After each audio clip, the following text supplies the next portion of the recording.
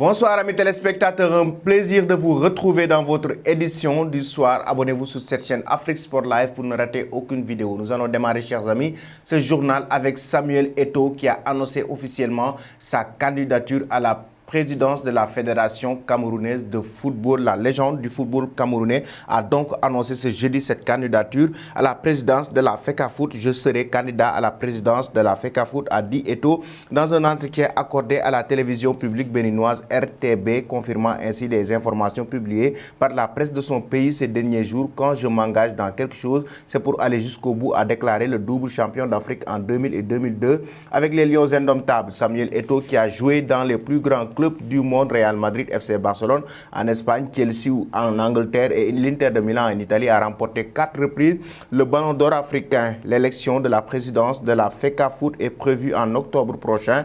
Le tribunal arbitral du sport avait annulé le 15 janvier dernier le processus électoral ayant conduit Sédou Bombo et son comité exécutif à la tête de la Fédération camerounaise de football en décembre 2018. La FIFA avait toutefois décidé, conformément aux recommandations de la juridiction sportive, de maintenir l'équipe en place pour gérer les affaires courantes et organiser de nouvelles élections. Et nous allons à présent en France. Didier Deschamps, le sélectionneur des Bleus, a apporté des éclaircissements concernant la blessure de Kylian Mbappé qui a quitté la sélection de l'équipe nationale de France après avoir participé au match de mercredi contre la Bosnie-Herzégovine. Kylian Mbappé a plié ses affaires et est rentré dans son club du Paris Saint-Germain. Touché au mollet, il a reçu le feu vert de la fédération pour quitter le rassemblement. Il ne participera pas aux 2 rencontres prévues face à l'Ukraine le 4 septembre et le Kazakhstan le 7 septembre. Présent devant les journalistes ce vendredi à 24 heures de l'opposition face à Kiev, Deschamps a dû ainsi s'expliquer sur la décision qui a été prise. Pour lui, il assure haut et fort, il n'y avait pas d'autre choix possible. Je vais être clair, Kylian Mbappé a ressenti quelque chose en fin de match. On a fait des examens où le terme rassurant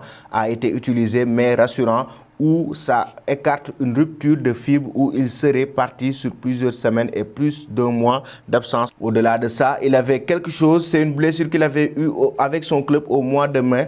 Plus ou moins la même sensation a fait savoir le patron tricolore. Et nous allons enchaîner avec Mandzukic qui arrête officiellement sa carrière de footballeur. L'ancien joueur du Milan AC mais aussi du Bayern Munich quitte donc le monde du football, en tout cas sur le terrain. Libre depuis son départ de l'AS Milan, Mario Mandzukic met un terme à sa carrière de footballeur. La Fédération croate de football l'a annoncé dans un communiqué. Le joueur de 35 ans l'a fait de manière originale en s'écrivant une lettre lui-même. Le buteur a notamment porté les couleurs du Bayern Munich, de la Juventus de Turin, de l'AS Milan et de l'Atlético Madrid. Le Croate a également remporté la Ligue des Champions avec le club allemand. Et puis, un sujet polémique ces dernières heures concernant la Coupe du Monde tous les 2 ans. C'est une annonce qui a été faite par Arsène Wenger actuellement, qui est au niveau de la FIFA, un temps annoncé comme l'un des favoris à reprendre la sélection de la Suisse. Arsène Wenger a d'autres chats à fouetter. Directeur de développement du football mondial de la FIFA,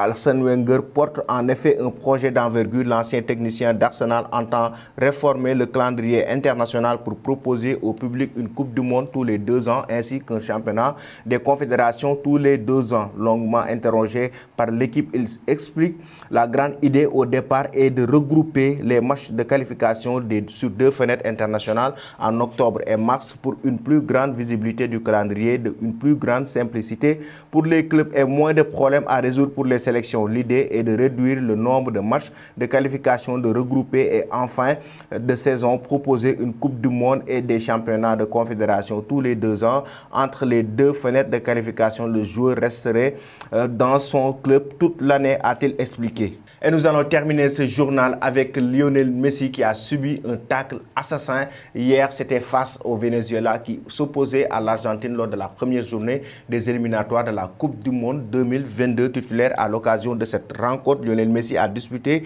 90 minutes contre le Venezuela dans la nuit de jeudi à vendredi, mais son match aurait pu s'arrêter au bout de 30 minutes seulement. En effet, le nouveau joueur du Paris Saint-Germain a subi une énorme faute de la part du défense adverse dénommé Martinez.